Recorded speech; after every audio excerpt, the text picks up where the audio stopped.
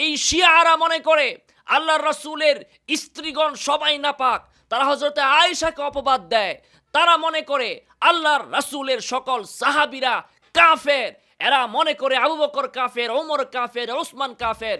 নাউযুবিল্লাহি মিন যালিক। এরা শুধু আল্লাহর রাসূল, ফাতেমা, আলী, হাসান, হুসাইন রিদওয়ানুল্লাহি তাআলা আলাইহিম আজমাইন এই পাঁচজন ব্যতীত আল্লাহর রাসূলের গোটা পরিবারকে, পুরা জামাতে সাহাবাকে এরা অপবিত্র মনে করে। তাই এরা পাক পাঞ্জাতনের মতবাদ প্রচার করে। আপনি কেমন মুসলমান? আপনার ভিতরে কি একটু লজ্জা শরম নাই, গায়রত নাই? আপনি ওই সকল বক্তাদের মাহফিলে বসেন যে সকল বক্তারা ওই শিয়াদের বস্তা পচা পাক পাঞ্জাতনের মতবাদ প্রচার করে সমস্ত সাহাবীদেরকে, আল্লাহ রাসূলের পরিবারের বাকি সবাইকে, এমনকি হযরত আয়েশাকে, এদের সবাইকে তারা অপবিত্রের ইঙ্গিত করে। আপনি কেমন মুসলমান? আপনি ওই পাক পাঞ্জাতনের কথা বলেন, ওই পাক পাঞ্জাতনের পীরের আপনি মুরিদ হন।